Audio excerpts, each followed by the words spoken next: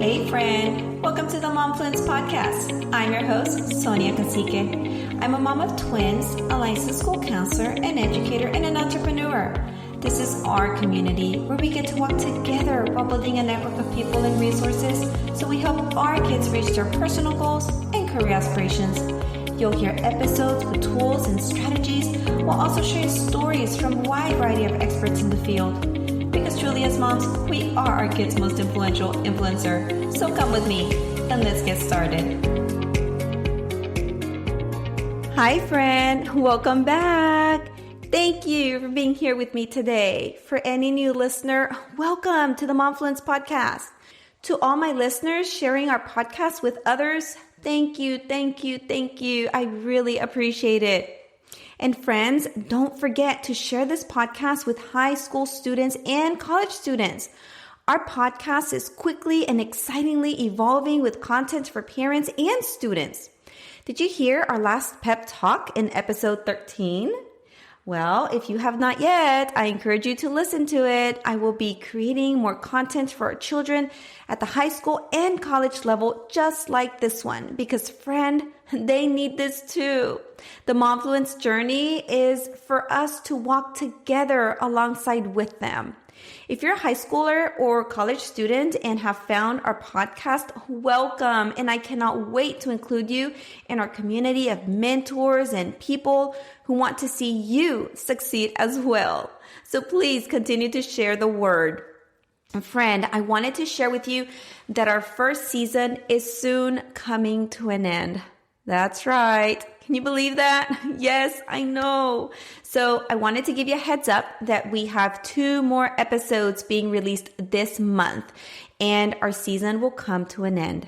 However, the really great news is that our second season will start back up in the month of January. So you want to make sure that you follow me on Instagram at momfluence.podcast so you don't miss our second season launch date.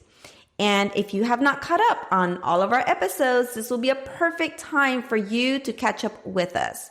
Friend, please continue to share our podcast and don't forget to tag me when you do. All right, so let's get started with our guest speaker for today, Kaycia Ellingsen. She is a mom of 3, a wife, an adventurer, and a best-selling author. She has moved multiple times and has experienced the joys and challenges of moving to new areas. Kaycia is passionate about teaching people who have moved and teach them how to heal homesickness by leading them through the process of creating community and excitement in their new location, even if they're super shy. Parents and children, if you are in your last year of high school and planning to move away for college, this episode is for you. Or if you're currently in college and are going to be away from home during this upcoming holiday season, you will want to jot down some of these awesome tips that Kaycia will be sharing with us today. No one will spend the holidays alone after this episode, and it could not have been released in better timing. So parents, children, take notes, and let's spend this next holiday with joy, enthusiasm, and excitement for this new adventure. So without further ado, let's get started. All right. Well, welcome, Kaycia. Thank you for joining us today in the Momfluence podcast. Oh, thank you. I'm excited to be here. Yes, super. So why don't you tell our audience and listeners a little bit about yourself? So tell us a bit about your personal life, your family. Okay, so I am a wife and a mom of 3 kiddos. We currently live in Wisconsin. We've moved around a lot in the last 10 years, and our hobbies are gardening, being outside, and anything adventurous. Super. And so why don't you share with us a little bit of your experience about moving and how you came to doing what you do now in your professional life? Okay, so earlier on in my husband and I's marriage, we were moving repeatedly for his job. And so I was young in my early 20s, and we had a first daughter, and we'd move for 3 months, be in a location and move again, and then move for a year and then to another state. And I found myself continually in homesickness. I would go to a new area or a new state where I knew no one. I would start getting friendships and creating connections, start feeling at home, and then we'd move again. Mm. So it was this process of building a life, starting to build my community, and then move and being in homesickness again. And what I found is every area that we moved to was a little bit different. I needed to have a different set of skills to find and create these friendships and start thriving in this area. And over the moves, we're currently on our 11th move as a family. Wow. But over the moves, I realized that this isn't something that a lot of people talk about. Mm-hmm. And so a year and a half ago, we were again moving, and I told myself, I'm like, I will not be doing this alone.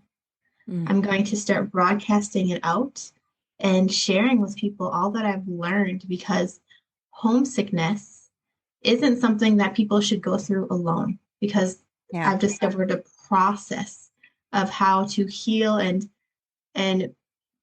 feel like home in a new area. Mm-hmm. And so that's what led me to coaching and leading homesick people through the process of creating friends and connections in their new area, even if they are super shy. Oh, wow. I love this because, um, for me, in my experience, I've lived in the same city all my life. The majority of my family lives here. And I know for our experience, at least my mom, for example, she can't even think of the idea of me moving away at all, and really limits me to a certain extent. I think I've overcome that now, as an adult. But since this podcast is for parents and, talking about move and college, really empowering them in the process and with these tools that you mentioned and your experience, because the only solution is either you do it and you take your tools and resources, or you just avoid doing it and don't even do anything. Don't move, Mm-hmm. and not really challenge yourself to new experiences, because your only other option is just to stay. Right. Yeah. And every time that you move, you will grow because you're stepping into a completely new environment. Oftentimes, there are different views around you than what you're used to. And you are learning how to thrive again, even if your support system isn't close by. Yeah. So it's an opportunity to develop new skills. I love it. I love it. Okay. So thank you for sharing with us your personal experience. Let's dive in to discussing the life of we're going to do two scenarios. Let's start with those students or children who are planning to move out for college. Okay. So right now it's first semester in school. I think second semester of high school for seniors, second semester of seniors. This is where it really starts hitting home that, hey, I'm going to be moving for college. So let's talk about that. Tell me what are some of the feelings or emotions that a student might feel prior to moving? It can be really a roller coaster of emotions, like a mix of all the different emotions coming up at once. So nervous, not knowing what to expect in their new area, and excited because it's a new season. They get to go out and do life as like what they've been working towards, right? They're learning how to do life alone, and they get to do that by themselves. They're excited, but also kind of fearful of, what if I mess up, or what if I don't make friends, or what if I don't know where to go? Like there's lots of different emotions that come up. Mm-hmm, mm-hmm, absolutely. What about parents? How can parents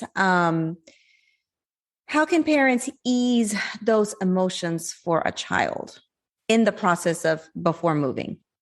I think the key is to have open conversations and to start those conversations early on.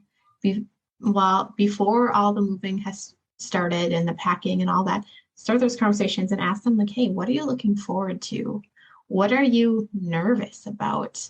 What feelings are coming up for you? And leave it an open door. So, and have that conversation with your kids then they'll know that they can come to you if they have have any big emotions coming up, right? But you're starting that conversation. And another thing that I love to do is just create a doorway. It doesn't mean that I would have to have a full on conversation, but sometimes I just do check-ins is what I call them. I And love I it. say, hey, how are you doing? And this might be as we're eating or we're sitting on the couch, but it's just a check-in. And if they want to go in depth, they have the opportunity then. But if they're not feeling like it, that's fine too. They just know that I'm there, present with them, and willing to go have a conversation if they need it. Yeah, yeah, that's really good because as parents, we might make the mistake of saying, you got this, you can do this, and you set that expectation so high that when they're feeling these emotions, they're like, oh, I'm not going to tell my mom that, I'm afraid, or my dad, because they really trust that I have this. And so I like that. I like the open communication and the check-ins. Very Yeah. good. Um, so do you have strategies prior to moving specifically? Like, is there things that they can do to help them prepare for the move as far as, I don't know, maybe new traditions, new ways of doing things within the family? Yeah. So for preparing for the move, because I've led my kids through multiple moves, and what we do is, besides talking about it, is we vision cast. Mm, They're like, what do you want to do in this new area? What are you excited for?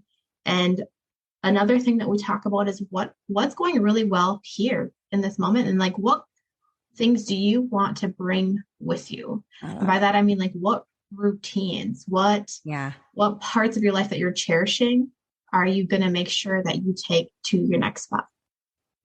Super. I love that. I love that. And, you mentioned a little bit about this, but let's talk about expectations and then reality. So I think there can be a discrepancy between what they expect and then they move, and oof, reality is completely different. Yes, yeah. And this happens a lot with movers, is because sometimes we can glorify it and we're like, all right, Ah, we're going to make this big, huge change and it's going to be all good. yeah. Right. And then when we get there, we're like, well, it is good, but there's some hard parts too. And so we come up against this wall, like where life does not look like what we had planned Hmm. for or completely what we had expected. And the key here is to know that you can always make a pivot. If you are Yeah. going to a new area and finding like, hey, actually, this isn't what I thought it was, and now that I've explored this area, I don't like this, you have permission to make a pivot. You can create and continue to create a life that you love. And if you know it's really truly this area is not for you, you can choose to make a different decision. Yeah, yeah, good. And then that will kind of bring back the check-in. So if parents are getting their child accustomed to the check-ins, once they move and you continue those check-ins, then that open communication is pretty much open for them to express how they're feeling and how they can navigate that. Yeah, and it opens the door to, it might not be that they want to move back from being at Oh, college, but good they might point. need to change one aspect Oh, of their life. They're like, they may be loving their classes, but they don't have friends yet. And yeah. that may be something that they need to start going down is, okay, how can I create the friendships that I'm longing for? Yeah, very good. Um, So prior to moving, a lot of stress can build up, a lot of feelings. How can they deal with those feelings before the move?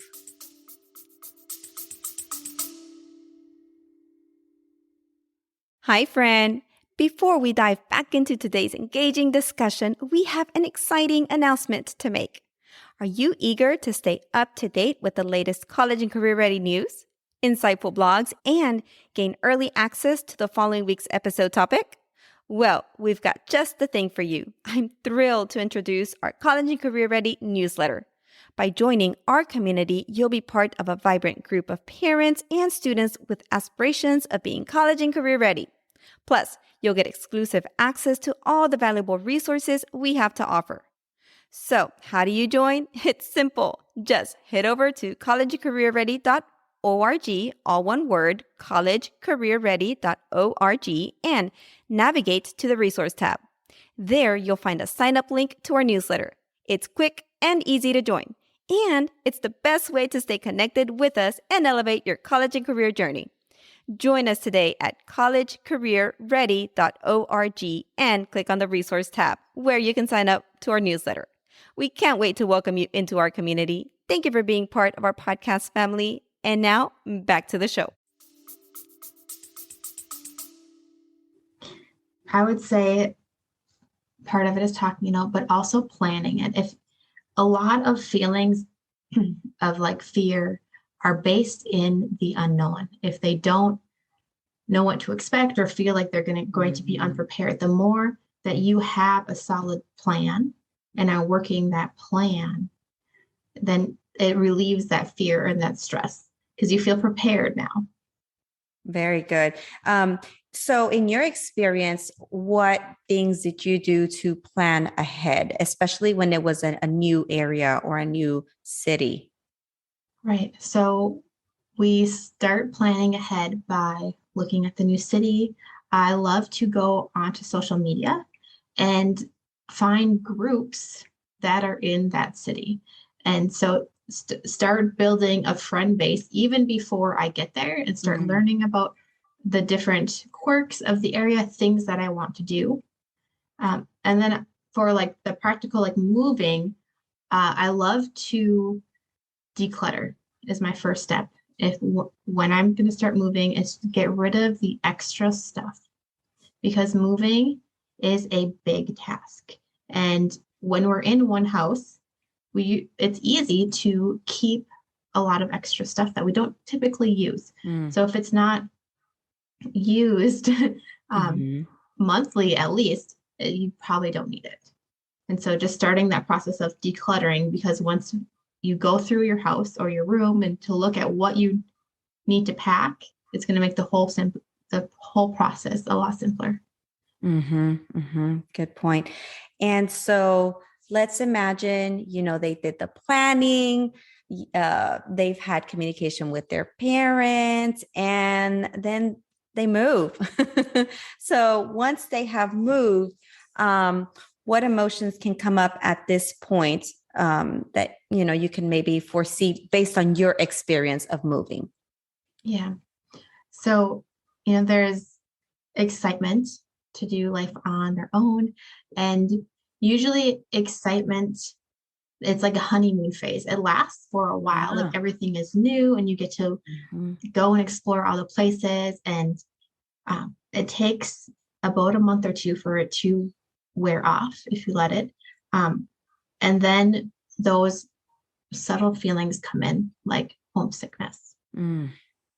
And because sometimes when we move, it can look so different. There's parts of our life that we're longing for that we had. And that's kind of what homesickness is. And if we don't address feeling homesickness and working towards it or working towards healing it, then you can sink down into it. So it's really important to address that and decide what aspects of your old life that you need to create here in your new area. It's not that you necessarily need to go back home because the emotion of homesickness is just a messenger. It's just telling you you're missing something. Yeah. And so to get very clear on, okay, what am I missing? What exactly am I homesick for? It'll be a great way to start making your life here more comfortable. Yeah, very good. So with college students specifically, they have a lot of stress, overwhelm, anxiety, and they're not familiar with their resources available or, their community that they're used to. So how can they deal with these feelings? How can they deal with stress, overwhelm, and anxiety? Because they have a lot of pressure too, not only just the move, but the pressure of, studying and, being in a complete new environment in their education. Yeah. And sometimes the stress and overwhelm can feel compounded because they may not have a support system in place yet. Correct. Yeah. And so a big part of it is starting to set up your support system, whether that be the few people that you know in the area or getting involved in a hobby group. This is like a dual purpose tool right here. Okay, because when you are getting involved in a hobby group or something that you enjoy, it's a stress reliever, right? But it's also a chance to meet people who enjoy the same thing repeatedly. And meeting people repeatedly builds trust. So it's a great way to build friendship. And then those friendships become part of your support system. Yep. I completely agree. So, so for them to look for hobbies, clubs, right? Activities that they enjoy.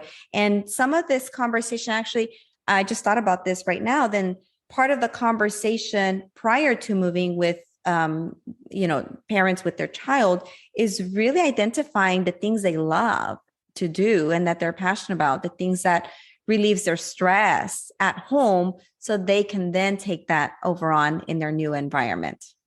Yeah, and that's something that you can start at home. Like you can start looking for these hobby groups because oftentimes they have like groups on social media or pages, and you can start getting in touch with those people before you move. And even just like with the group, so you have some place to go. Right. And that brings a lot of peace to parents knowing that like, okay, they have a few supports already in place.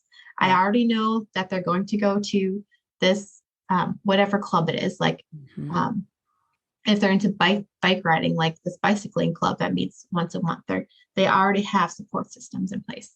Yeah. Yeah. And, I was going to ask you about making friends, but that pretty much answers that question. But do you have any other tips on making friends? Yes, I do. So making friends is a process you walk through. It is not something just based on time. Oftentimes I hear this advice like, oh, just give it time.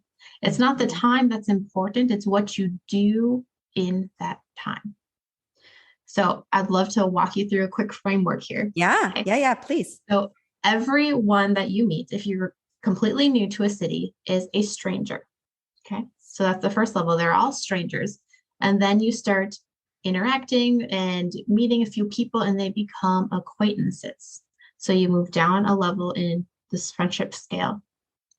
And then pretty soon, when you are like running across the same people, you know their name, their acquaintances, and you start having conversations. They become surface level friends.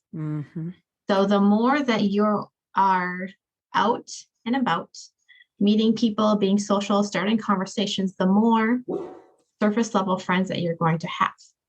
Okay, so once you create those friendships where you have a few conversations here and there, it doesn't get very in depth, but you know them, you feel comfortable around them, then you can go to the next step and start asking these people to go and do things with you. Like, hey, you want to grab a cup of coffee? Or hey, there's a football game. Do you want to go watch the football game with me later? All these different things are ways to take the friendship to the next level, to take it to a deeper friendship level where you can confide in each other and where you really trust this person and know their personality. And so it's not, don't just wait for friends to come into your life, because you can be waiting a long time until you find the right person. But if you are active in going out, making those connections, and then bringing the friendship to the next level, which is inviting them to go do stuff together, that will help you create friends a lot faster. Yeah. Oh my goodness. So what you just shared, really can help any child at any age, whether they're moving or not. I love that you shared that, because right now, with mental health being a big topic, especially in our children, I love this. I love what you shared and how to make friends. Of course, we're thinking about, a child moving, but this can really help any child at any age. Yeah. And it can help the moms too. Yeah. Moms and adults. Yes. Mm-hmm. Oh my goodness. Thank you for sharing that framework with us. Um, Holidays and special occasions. So how can they deal with that? Okay. So holidays, being away from home from the holidays can be hard Mm-hmm. because oftentimes holidays are something that you look forward to and you're excited about. And then there can become this stark contrast where all of a sudden this holiday that brought you so much joy is actually bringing you grief. Mm-hmm. And it can be hard to walk through as the holiday decorations are coming out and people are talking about going home to see their family. And if you can't, it can feel very, you can start to feel alone. Mm-hmm. Okay. Mm-hmm. But here are some steps to walk through it. So if you are feeling downcast, make sure to put some joy in your life. So think back to your holidays back home and what did you love about your holidays? Did you love the food that was cooked? Did you love the music that Mm-hmm. was played? Did you love talking to your family? Like write a list of the things Yeah. that you love. And then go through your list and say, okay, what do I want to create here? And how can I create it here? So you can buy that CD and have that CD playing or that album, and you can learn to cook some of those foods. But also, even if you're far away from family, you can have a Zoom call. You can call them and tell them, like, hey, I can't make it home, but I would love to have a Zoom chat. And Yeah. there's lots of different ways that you can start creating your holiday traditions here. Mm. And another thing to put on top of that is you are in a new place. So look around and see what new activities are going on in your town. Because once you switch your vision from looking at the Yeah. past to looking forward, it becomes exciting. Yeah. Like, okay, like I'm in this new area. I'm going to go to the holiday festival of lights that this Mhm. town has, or I'm going to start creating a friends Thanksgiving. So I'm just going to invite my friends over. There's lots of different ways to create excitement about the holiday that's coming up. Yeah. Oh my goodness. Such good conversation. Um, what can parents do on birthdays, special events? What can they do for their child if they're going to be away? Yeah. So again, conversation is number one, and Mhm. just knowing that you are there for your kids and that your kids know that. But also do a little prep ahead of time. How can you make it special for your kids, even if you're far away? Mhm. Mhm. And it doesn't have to cost a lot of money. Like you don't have to fly out there, but what can you do? So uh, I'll give you two ideas here, two little creative Yeah. ideas. One thing is like, do you like send them a coffee card? Okay. And with a time and a date on it and say, hey, we're getting coffee together and from afar. And so you can go get coffee at a coffee shop. They'll go get coffee at a coffee shop and you have a Zoom or like a FaceTime meeting. So you're both out doing something special, having a birthday coffee and chatting on Zoom, probably showing each other at the coffee shop quick. Mhm. It's a special way to still be together from afar. Yeah. And then I love Happy Mail and sending like special little things. And a idea that I do is I take a card and I send a birthday party in a card. So a Okay. birthday card, put little pieces of streamers in there, fold a party hat, like um, one of those things that you blow to, and Uh-huh. you can mail it. You can mail it out to them so they open it up, and it's not just a card; it's like a little birthday party. It's special. Oh my It's goodness. something. It's just extra to celebrate. Oh, I wish listeners could see my face because I'm just excited to hear these, great ideas. I love it. Super. Um, So to wrap this up for the listener, whether it's, the parents or the child, give them a little bit of advice or words of recommendation to enjoy the ride and the adventure. Yeah. So if you are looking at life through an adventurous lens, it's gonna be an exciting ride. If you look at the future and say, okay, how can we experience this to the fullest? What am I gonna learn? What are my kids gonna learn?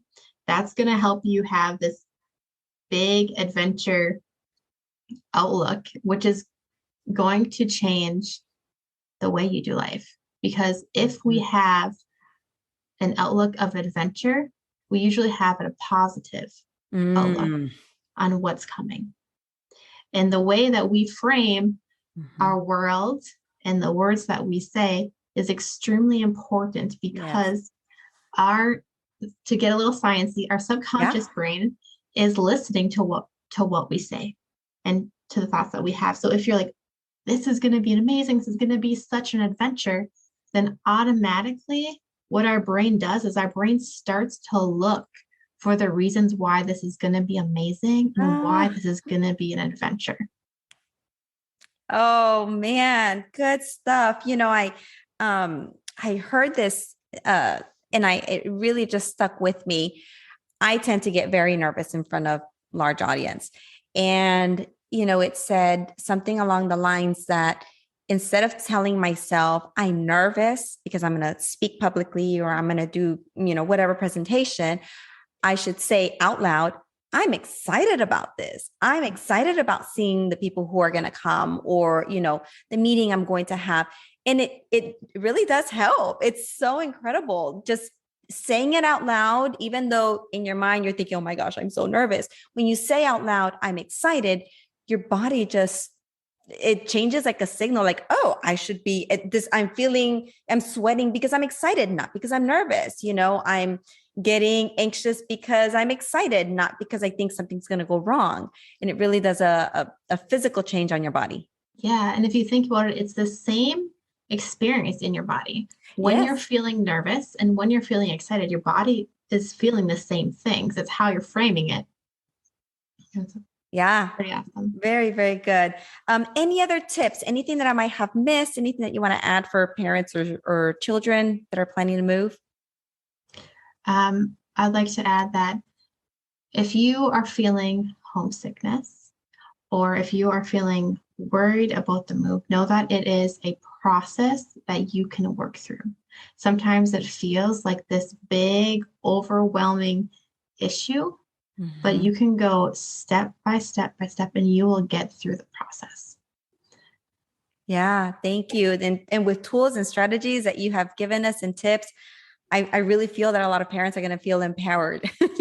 Good. Yeah, thank you. So tell us a little bit about where our audience can find you and, what you're actively doing right now.